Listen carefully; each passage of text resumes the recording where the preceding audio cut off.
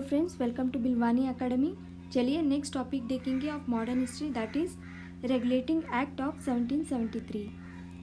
Regulating act 1773 में main change ये हुआ कि गवर्नर ऑफ बंगाल को रिप्लेस करके गवर्नर जनरल ऑफ बंगाल बना दिए और पहला गवर्नर जनरल ऑफ बंगाल बना वारेन हेस्टिंग। ठीक है, चलिए नेक्स्ट चलते हैं। रीजंस किस लिए बना था regulating act of 1773? Mainly famine आया था 1769 में, इसकी वजह से लोग टैक्स पे नहीं कर पाते थे कंपनी को।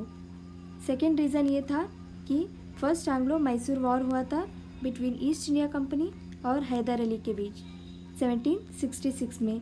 इसकी वजह से ईस्ट इंडिया कंपनीज़ का बहुत ज़्यादा रेवेन्यू लॉस हुआ। थर्ड रीज़न ये था कि ईस्ट इंडिया कंपनी पूरा करप्ट हो गया था। और फोर्थ रीज़न ये था टी का ट्रेड लॉस हुआ था ब्रिटिशर्स को।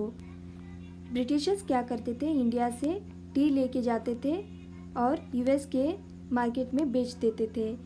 पर अब क्या हुआ था कि डच वाले इंडिया से स्मगल करके टी यूएस के मार्केट में सेल किए।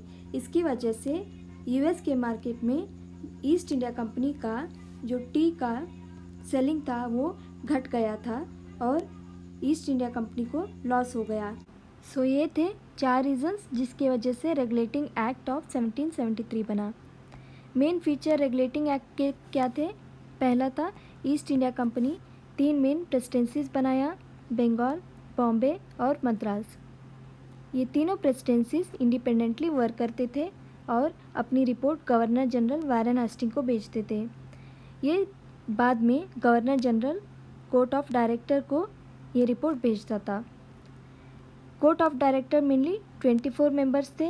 ये मेनली देखते थे रेवेन्यू, सिविल, मिलिट्री अफेयर्स को। Each presidencies of Bengal, Madras और बॉम्बे का 4 एग्जीक्यूटिव काउंसिल बने। गवर्नर ऑफ बंगाल बना गवर्नर जनरल ऑफ बंगाल। पहला गवर्नर जनरल ऑफ बंगाल था वारेन हेस्टिंग। इनके अंडर में 4 एग्जीक्यूटिव काउंसिल थे। नेक्स्ट चलते हैं। Main role of executive council का क्या था? लॉ को इम्प्लीमेंट करें, जो गवर्नर जनरल भेजता था बाय वोटिंग। ठीक है, ये मैं पहले ही आपको बताई हूँ कि प्रेसिडेंसी ऑफ बॉम्बे और मद्रास दोनों अपनी रिपोर्ट गवर्नर जनरल को, जनरल ऑफ बंगाल को भेजते थे। रेगुलेटिंग एक्ट के तहत में ड्यूअल फॉर्म ऑफ गवर्नमेंट को अबॉलिश कर दिया गया था। ड्यूअल फॉर्म ऑफ गवर्नमेंट क्या था? टैक्स कलेक्शन का पावर ईस्ट इंडिया कंपनी करता था और एडमिनिस्ट्रेटिव पावर नवाब करता था। ईस्ट इंडिया कंपनी ने एक्सेस टैक्स कलेक्शन कर दिया था without giving any facilities to peoples. तो इसी की वजह से dual form of government abolish हो गया था। नेक्स्ट है ट्रेड। ट्रेड रिलेटेड कोई भी चेंजेस नहीं हुआ था। जो क्वीन एलिजाबेथ ने 1600 एडी में चार्टर दिया था to trade monopoly in east of cape of good hope और west of strait of Magellan, वही कंटिन्यू रखे थे। नेक्स्ट है सेंट्रल और प्रोविंशियल लेजिस्लेचर का। एग्जीक्यूटिव काउंसिल कितने बने थे? 4 बने थे। ठीक है, अगर कोई law governor general Warren Hasting pass करता है, उसको इम्प्लीमेंट करने के लिए मिनिमम 2 मेंबर्स इसमें सहमति रहना चाहिए, मतलब वोट किया रहना चाहिए, तभी ये लॉ पास होगा। ये सेम प्रोविंशियल लेजिस्लेचर में भी था। नेक्स्ट है रेवेन्यू।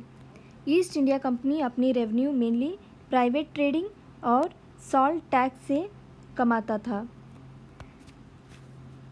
रेगुलेटिंग एक्ट के तहत में सुप्रीम कोर्ट एस्टैब्लिश किए थे इन फोर्ट विलियम और फर्स्ट जज बने थे Elijah Impey. Private trading completely ban हो गया था, बैन कर दिए थे ईस्ट इंडिया कंपनी वाले under regulating act of 1773। Next देखते हैं drawbacks of regulating act of 1773।